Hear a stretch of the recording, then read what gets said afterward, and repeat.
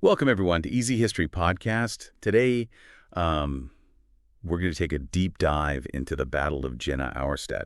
This clash really shook Europe, back in 1806. It did. It's a story that I think shows just how brilliant Napoleon was militarily. Oh, yeah. But it also kind of exposes some surprising weaknesses in the supposedly mighty Prussian army. Absolutely. It is fascinating to kind of look at how this battle, which, is often overshadowed by some of the later Napoleonic clashes, really sets the stage for his dominance in those first few years of the 19th century. Wow. I mean, you have to think, just a year before this, Napoleon's celebrating his victory at Austerlitz. Right. Total victory that basically cemented his control over a huge part of Europe. Yeah, so he's pretty much calling all the shots at this point. Oh, yeah. Redrawing the map of Europe, like it's some kind of game of risk. Right. And, he makes his brother Joseph, the king of Naples, boots out the old ruler, and then he crowns another brother, Louis, as the king of Holland. I mean, was this all just about, boosting family prestige, or was there a strategic kind of angle to all of these moves? Well, I definitely think it was a bit of both. Yeah. I mean, he obviously wanted to reward his family. He's rewarding loyalty, but he's also very shrewdly consolidating his power. Yeah. I mean, these weren't just symbolic kind of gestures. These were strategic placements that helped him secure really key territories and resources. Right. I mean, you look at control over Naples. It gives him this strong foothold in the Mediterranean. Yeah. And having an ally, a loyal ally in Holland, meant that he could exert, much more influence over trade and naval affairs, in Northern Europe. Smart. Very smart move. Yeah. And it wasn't just about focusing on his family, right? Yeah. He kind of elevated some of his German allies, too, like Bavaria and Württemberg. Yeah.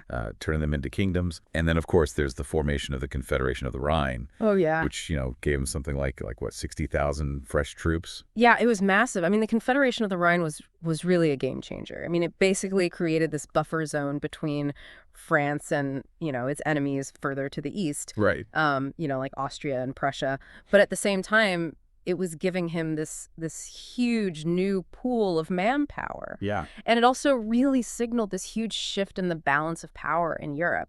I mean, and, faced with this new reality, the Holy Roman Empire, an institution that had existed for over 1,000 years, was formally dissolved in August of 1806. Wow. Imagine the shockwaves that sent through the courts of Europe. Yeah, I mean, Austria must have been fuming. Oh, yeah. Just seeing their influence just dwindle as Napoleon's star rose.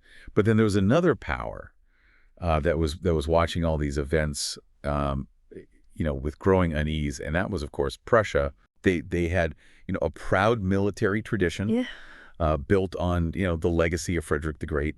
Yeah. But they weren't exactly thrilled with Napoleon's, kind of expansionist policies. No, not at all. And you see, Prussia had initially stayed neutral in the wars against Napoleon. Right. They had this long-standing rivalry with Austria and weren't really eager to jump in and save their old enemy. Right. Plus, they were kind of hoping to gain some concessions from Napoleon, by playing both sides.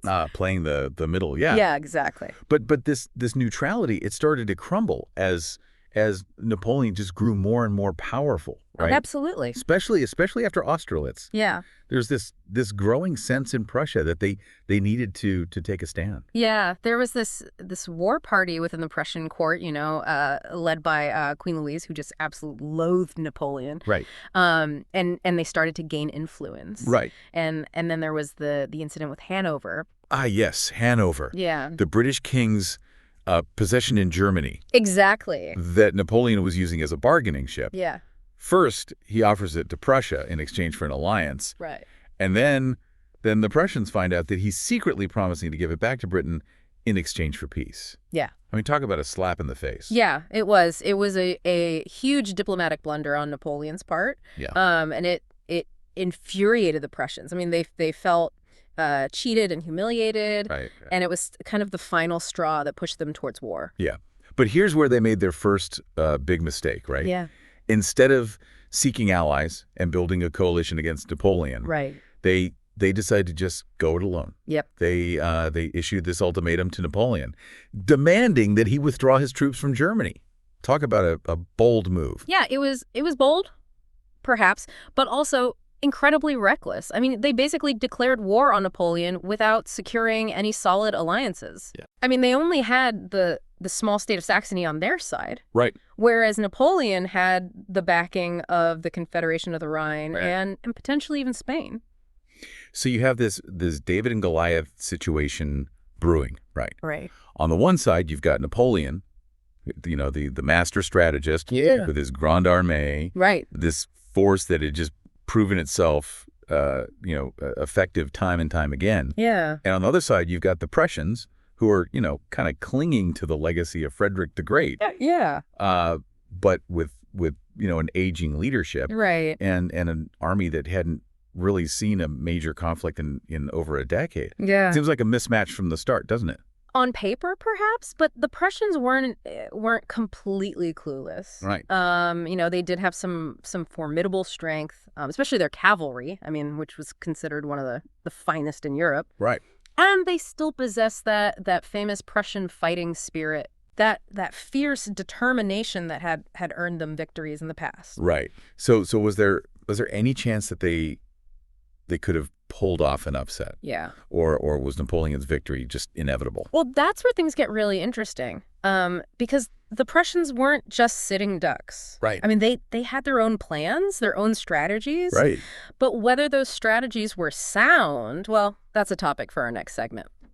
So the Prussians, they knew war was coming, and their plan was to basically lure Napoleon into a decisive battle, on ground of their choosing, Right. where they thought they could leverage their superior cavalry. Makes sense. But there were some pretty critical flaws in their thinking. Like what? I mean, it seems like a decent strategy, on the surface. Well, the problem was their leadership was kind of stuck in the past.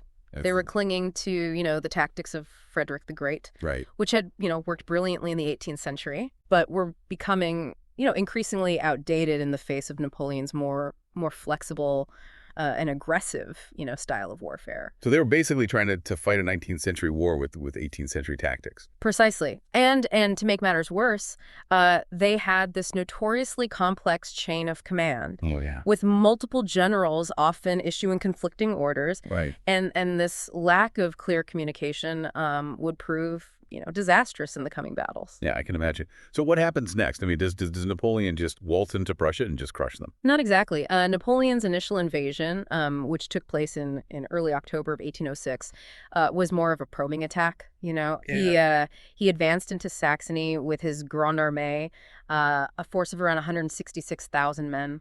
Wow. And 256 cannons, divided into three main corps.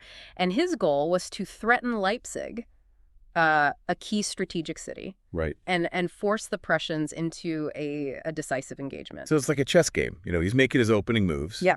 Trying to outmaneuver his opponent, force him into a vulnerable position. That's a great analogy. And the Prussians initially were retreating northwards, Okay. trying to, regroup and find a suitable defensive line. There were a few skirmishes, like the one at Saalfeld on October 10th, Right. where a Prussian force was defeated and Prince Louis Frederick, the king's cousin, was killed. Oh, wow. It was a small victory for the French, but it really highlighted the growing momentum of Napoleon's advance. And a psychological blow for the Prussians, too. Wow. I mean, losing a member of the royal family, early on in the campaign can't be good for morale. Not at all. And then on October 13th, near the town of Jena, Marshal Lannes, who was commanding Napoleon's V Corps, encountered a large Prussian force Okay. on the west bank of the Saale River. Right. And Napoleon, believing this to be the main Prussian army, ordered his forces to concentrate for battle at Jena. So he's setting the trap, right? He's springing on the unsuspecting Prussians. Well, not quite. Oh. There was a crucial miscalculation. Oh. The force that Lannes had encountered wasn't actually the main Prussian army, Okay. but a rear guard under General Hohenlohe. The main Prussian force, which was led by the Duke of Brunswick, was further north, marching towards the town of Auerstedt. completely unaware of the approaching French. So two separate battles are about to unfold. Talk Yeah. about a recipe for confusion. Yeah, it's more than just confusion. Yeah. It's a perfect example of how Napoleon's ability to adapt and exploit opportunities, Right. combined with Prussian miscommunication, Right. would ultimately lead to their downfall. Yeah. Let's start with Jena then. So the morning of October 14th, you've got this thick fog that blankets the battlefield. Right. Lannes V Corps is holding this kind of precarious position on the plateau west of Jena, desperately trying to hold off Hohenlohe's attacks while they wait for reinforcements. I mean, it must have been a nerve-wracking situation. Oh, imagine the tension, Yeah. the fog, the uncertainty, the constant threat of a Prussian breakthrough. Yeah. Lannes's men were fighting for their lives, literally buying time for the rest of the French army to arrive. Right. They were outnumbered, but they held their ground with remarkable tenacity. So where's Napoleon during all of this? Yeah. I mean, is he just sitting back, watching the action unfold? Not at all. Napoleon was right there in the thick of it, Okay. directing the deployment of his troops, positioning his artillery, getting a feel for the battlefield as the fog gradually began to lift, and more French troops started pouring onto the plateau. Augereau's the 7th Corps arrived on Lannes' left flank, while Soult's the 1st Corps, after this difficult climb through steep wooded terrain, formed up on the right.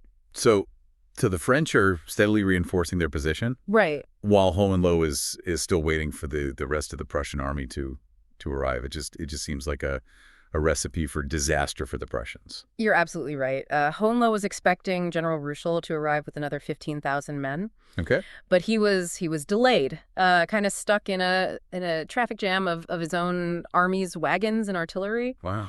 And instead of launching a decisive attack while he had the numerical advantage, Hohenlohe hesitated. Right. Reinforcing his lines and launching only, limited counterattacks. Okay. And it was a fatal mistake. I mean, he was playing this cautious game while Napoleon was steadily increasing his forces. Napoleon must have been feeling pretty confident at this point. Oh, yeah.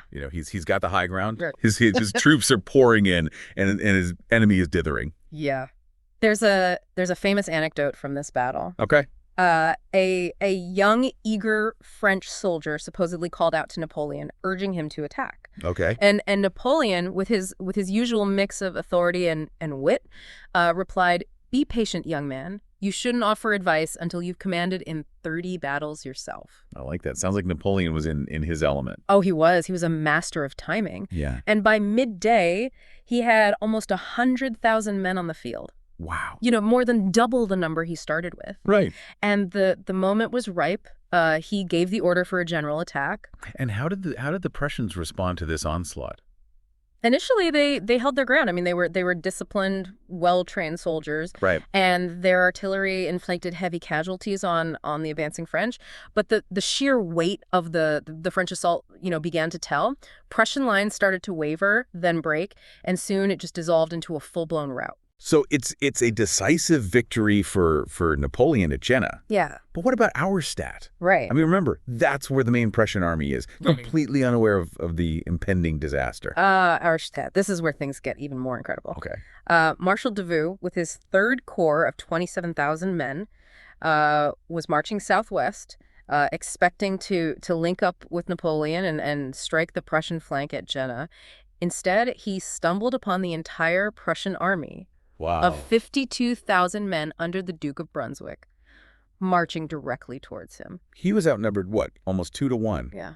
What did he do? I mean, did he panic? Did he order a retreat? Not Davout. He was known as the Iron Marshal for a reason. Okay. He was a cool-headed, decisive commander, and he knew he had to act quickly. Yeah. He immediately deployed his troops on a ridge near the village of Hassenhausen, forming them into these defensive squares to repel the anticipated Prussian cavalry charges. So he's basically standing his ground, preparing to face the full might of the Prussian army. What was Napoleon's reaction when he found out about this? Well, he was initially incredulous.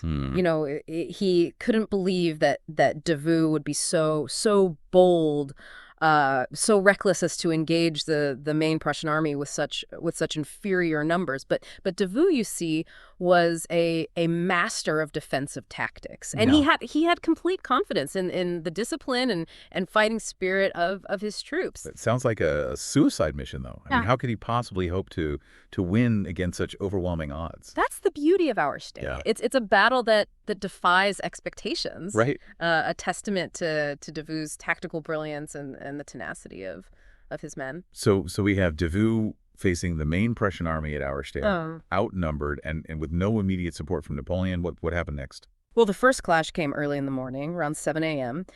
Dense fog covered the battlefield, much like at Jena. The Prussian vanguard, led by General Blücher, the legendary cavalry commander, attacked Davout's lines. Blücher, the same Blücher who would later play, such a key role in Napoleon's defeat at Waterloo. Yeah. So he must have been a pretty formidable opponent. Oh, absolutely. I mean, Blücher was known for his aggressive, almost reckless cavalry charges. Right. But Davout was ready for him. His infantry formed in these tight squares with bayonets fixed, repelled wave after wave of Prussian horsemen. So those squares were like moving fortresses, weren't they? Yeah. I mean, how could cavalry even hope to break through those bristling walls of bayonets?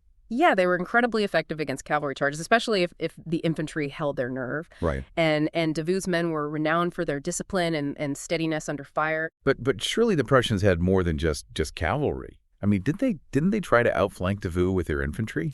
They did, but their attacks were slow and uncoordinated. Right. They seemed hesitant to commit fully, as if they couldn't quite believe that this relatively small French force was actually standing up to them. Like, was it overconfidence, or were they just completely thrown off by Davout's audacity? It's probably a bit of both.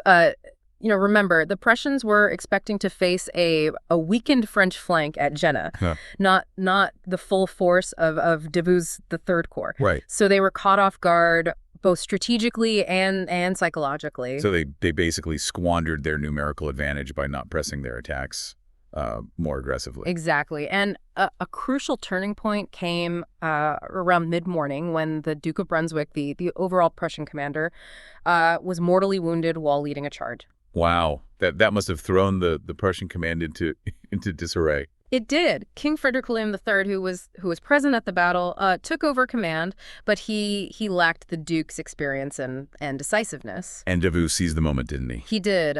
Seeing the hesitation in the Prussian ranks, he ordered a general counterattack. Okay.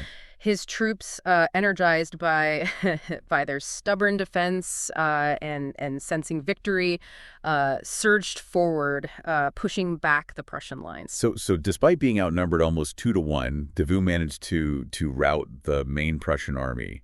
It's an astonishing feat of arms. What was Napoleon's reaction when he heard the news? Well, initially he couldn't believe it. He famously exclaimed, "Impossible! Davout has defeated the main Prussian army. That's absurd. He must have mistaken a detachment for the main force." Yeah. But once the reports were confirmed, his admiration for Davout knew no bounds.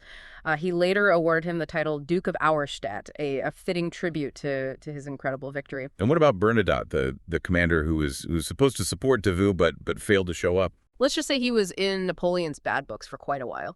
He was nearly court-martialed for his inaction. It was a major lapse in judgment that could have had catastrophic consequences for the French. But in the end, the twin victories at Jena and Auerstedt were just a disaster for Prussia. It was more than just a military defeat. It was a national humiliation.